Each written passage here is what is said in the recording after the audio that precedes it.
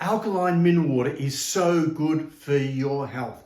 Authorities around the world recognize that just having some of the minerals in the water, which makes them much more bioavailable, so ready to be able to absorb into your system, they can actually become an important part of your diet and nutrition strategy. In fact, contributing to, in some cases, more than 50% of your magnesium, calcium, and other minerals. So they can have lots of benefits. But the great thing is, there are thousands of studies around the world on various alkaline mineral waters. Now, what I mean by alkaline mineral waters is, first of all, alkaline refers to the pH. So it has to be not acidic, but probably up to that 7.5 and 8.5 range in pH. I'll discuss that a little later. Mineral, it has to contain some minerals in it, primarily magnesium, although there's some with a little bit more calcium, some with sulfur in. Most of the research has been done on magnesium as a result. There are well-known benefits of getting extra magnesium into your diet. The great thing is all of these studies are positive and they show a real need for people to pick up on something so simple because, as I said, it's bioavailable. So you get a much less of the minerals in the drinking water than you do in food, but it's absorbed a lot faster and a lot better than in food itself. Now, to break it down, alkaline mineral water is a little bit confusing because there are thousands of brands on the market. Everyone makes their various claims and most of them are pretty ridiculous in terms of what they're saying. So I'm going to break it down. But the first thing is, if you just want to know alkaline mineral water is good for you, yes, you don't have to watch anymore. But if you want to understand some of the nuances and the subtleties and find out some little secrets, hang on to the end. But the first thing is, to get to alkaline mineral water, all the studies are kind of broken down into three areas. And the first is just alkaline water. That's water with a pH of about 8 or 8.5. So it's quite alkaline. Now, to get that pH in the alkaline water, it's pretty simple. It's about a 1% sodium bicarbonate solution. So 1 part bicarb, sodium bicarb, that you get from the supermarket with 99 parts of water. It's a pretty simple solution out there. The other one that comes up in the literature is mineral water, and that's just referring to all the research done on water with extra minerals in it. Again, mainly magnesium, sometimes with some calcium usually, and of course, occasionally with a bit of sulfur and iron, a few other bits and pieces. But usually there's a bit of a cocktail of minerals in there, but the main one is magnesium. And the third one, where there's a lot of research coming out of Japan, is called deep sea water. And there they go down, I'll explain it in a minute anyway. And deep sea water, there are hundreds of studies on deep sea water and the benefits of it. So altogether, I've kind of combined the science of all these. I'm going to show you how alkaline mineral water, all these add to the idea that alkaline mineral water is a real benefit for your health and well-being, without any doubt. And it covers so many areas that you would just not expect it to be a benefit. So let's first of all look at alkaline water. And the first thing about alkaline water, in short-term studies, it's been shown to lower your fats after a meal. So if you're having a pretty fatty meal, you get an increase in triglycerides in your blood. This increases your risk of a heart attack and stroke, hypertension and other factors in there, metabolic syndrome and so on. And having alkaline, just alkaline mineral water, so without the minerals, it's just tap water, with a little bit of sodium bicarb added to it, it decreases the lipids and decreases the risk of hypertension as a result of it. Now, that's a pretty simple factor in there, cheap, cost effective, it costs you virtually nothing for that.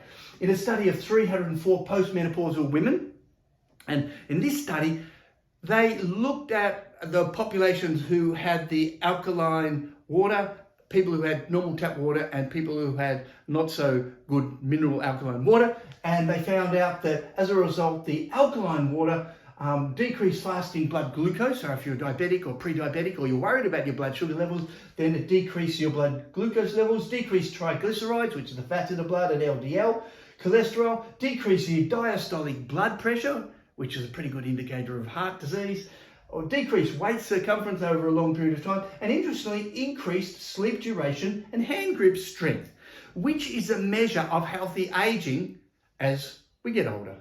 So hand grip strength gives you a good indicator, and it was associated with all of these. And of course, this was an epidemiological study, so they took out all the parameters and age and factors and compared them, and these are the things that came up. Now, another study in Sweden showed that it also decreased the overall risk of hypertension and the overall risk of heart attacks. So all these studies, which were reviewed by the Swedish body. Then we get into another area of bone health, one that I'm passionate about, and I've got lots of videos on osteoporosis and bone health, so check them out.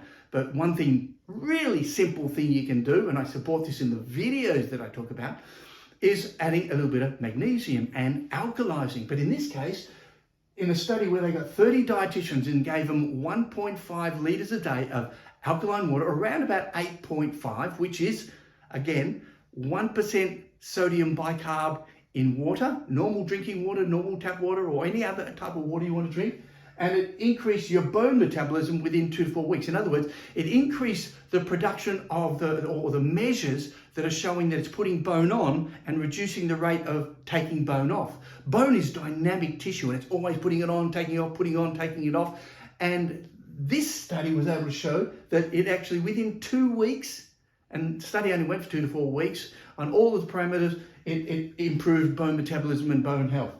In a study of 100 postmenopausal women, and this was for longer, 1.5 litres a day. So they were consuming 1.5 litres of this little bit bicarb in water over a period of 3 months, decreased osteoporosis. And by that, they meant that there's a specific score called the T-score, and it increased the T-score, showing that osteoporosis was decreased and increased in bone density as a result.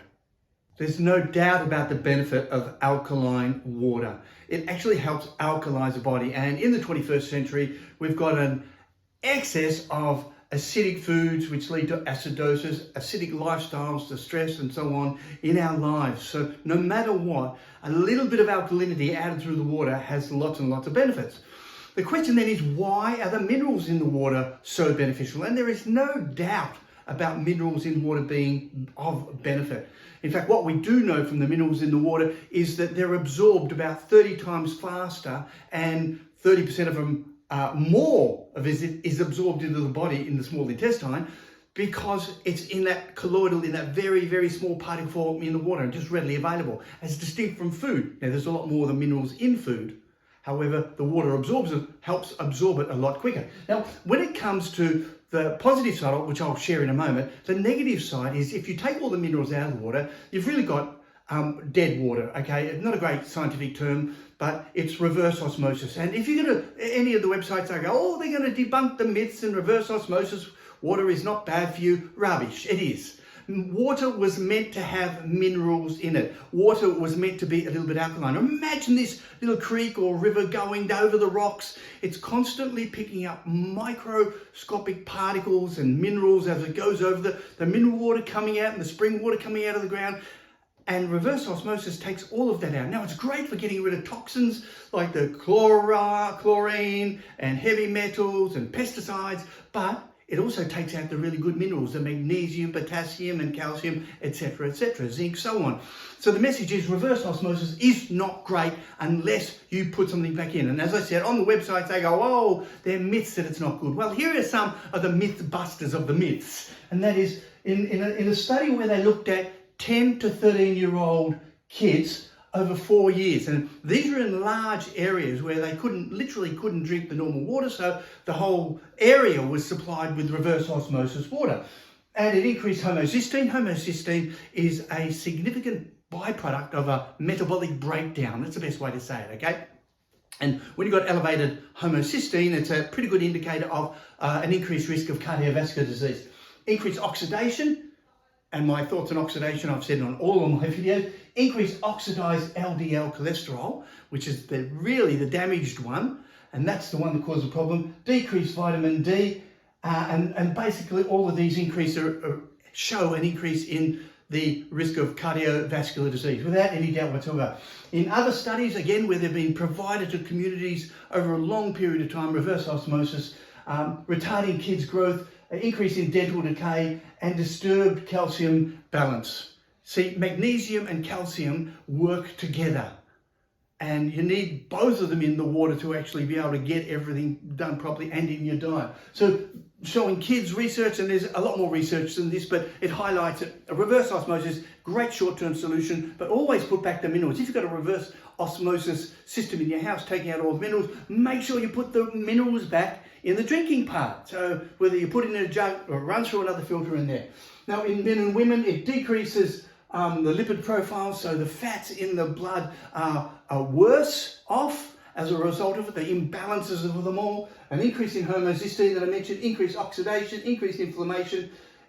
In some of the studies, they measured something called CRP. Now, if you're a bit older, you've been to the doctors, they'll measure CRP regularly, C-reactive protein, and that's an indicator of inflammation.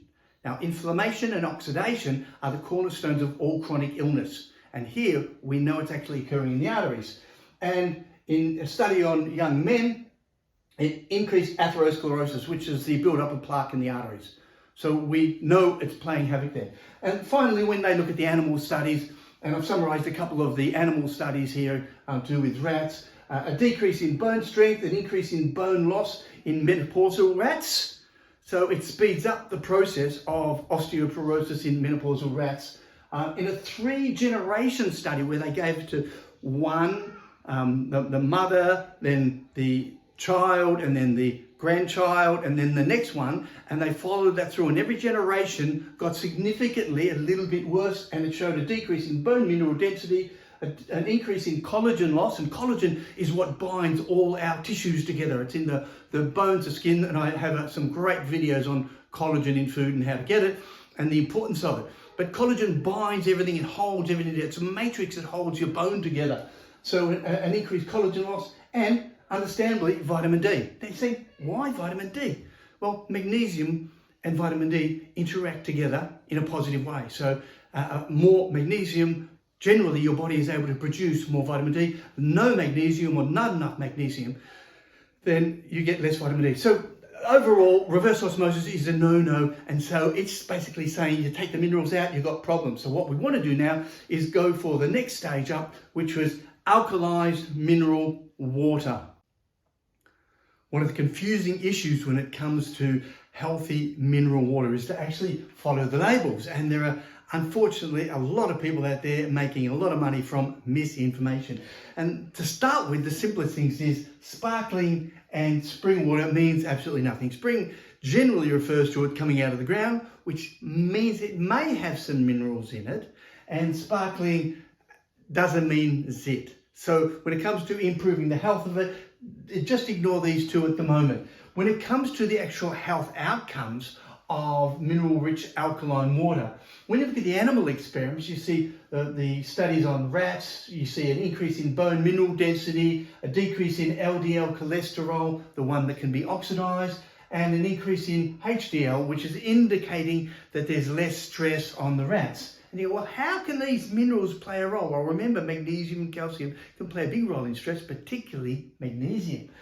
4 weeks, in a study on rats for 4 weeks, in diabetic rats, it decreased blood glucose levels. Wow. Now, we're not rats, or maybe some of us are, but these studies are actually suggesting that there's benefits for people who are diabetic, and we'll get onto that in a moment. In studies on colitis, which is inflammation of the colon, and it's an issue that I've been working with for a long, long time with lots and lots of people, an increased intestinal antioxidants, so the things that are doing the good in there. It decreased the inflammation, which is the cause or the main background to the colitis or the inflammation in there.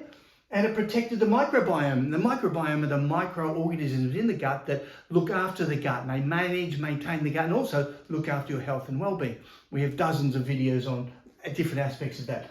In piglet studies, now you go, why are they looking at piglet studies? Well, what they're finding is that by looking at the health of piglets, they can get improved growth and decreased stunting and a whole raft of these other things. So it's basically an economic benefit. So there are lots of studies on mineral water, alkaline mineral water, and piglets. And basically what they show, and the first one was a 15-day study, it improved growth of the piglets. Now, this is very, very controlled experiments. So you've got to imagine, they're actually seeing the growth of piglets are actually growing healthier and faster, so which is what they want. So we've got improved health and gut health as well, and the gut barrier, and intestinal injury is improved. So if they've got any damage done in the intestines and literally to the lining of it, which links back to colitis and a whole raft of gut issues, then it improves it. It helps to repair it. And we've got decreased diarrhea. Now, diarrhea becomes a big issue in lots of these big pig farms and animal farms and so on. So adding some minerals or having alkaline-rich mineral water decreases the risk of diarrhea. And then we've got decreased inflammation and, of course, increased antioxidants. So this is all win-win situation. And there are dozens and dozens of these studies showing the benefits. When you get to the human studies, again, it crosses the board into many areas. But the first one, there was a study where 60 patients, 1 month, and it decreased dyspepsia and pain. Dyspepsia is a reflux, basically coming up and feeling the reflux, feeling the acid in the esophagus and maybe the higher up even into the mouth, and pain associated with it. So it would decrease that.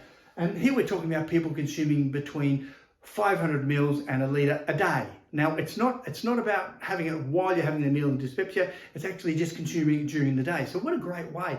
And I've written all about that in the studies we've done on our own studies we've done on reflux, and of course the videos we've done on reflux. In addition, it improves liver function, and liver is often the organ that detoxes and gets rid of all the damage, and so it's damaged cells and anything going wrong in the body. It's one of the first places that has a lot of such the dysfunction, and so this alkaline mineral water helps it function properly. A decrease in reflux time. So again, consuming alkaline mineral water during the day decreases the risk and severity of reflux. In a study of 106 patients who consumed 500 ml a day, it increased the frequency of stools. These were constipation patients, so people who have regular, what's called functional constipation. So it's pretty well a part of their life and ruins their life in a lot of cases because of the pain and discomfort associated with it. And in 106 patients, it increased the frequency of stool, and it increased the quality of life.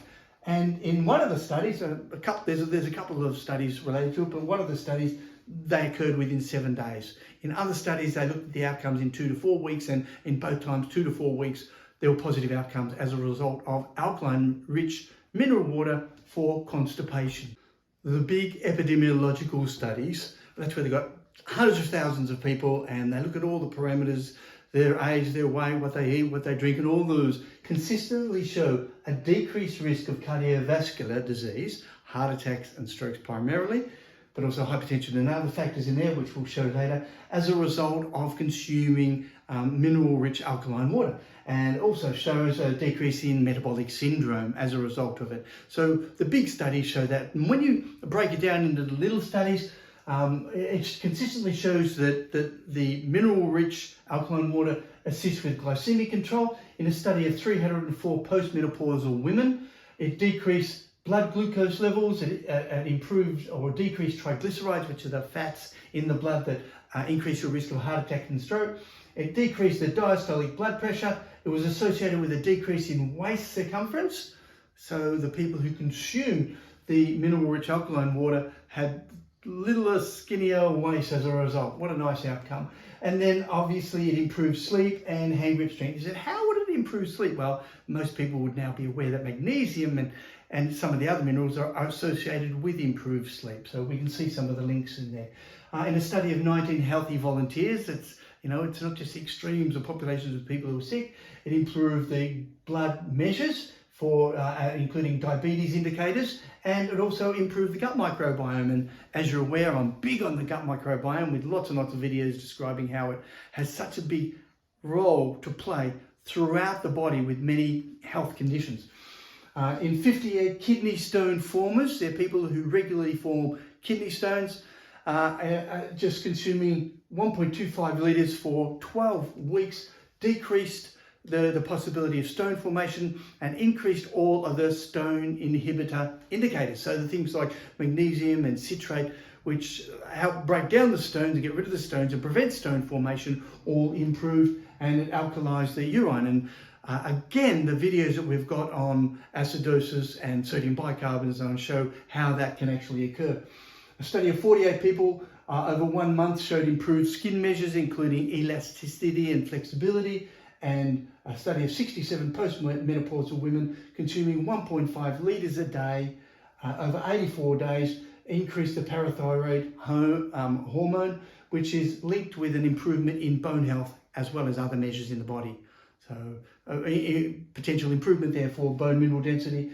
And finally, 70 borderline hypertensive patients, these were people who only just had hypertension, showed that they decreased blood pressure as a result of taking the mineral-rich alkaline water. And of course, the bigger studies actually show that the higher the level of hypertension you have, so if you're sitting at 160 and 180, then the chances of the mineral water bringing it down even more is apparent and occurs. So overall, the studies overwhelmingly, and this is just a snapshot of the hundreds of studies that are available, and it shows such a simple way to be able to improve your health by increasing your mineral-rich alkaline water. So what does that all mean?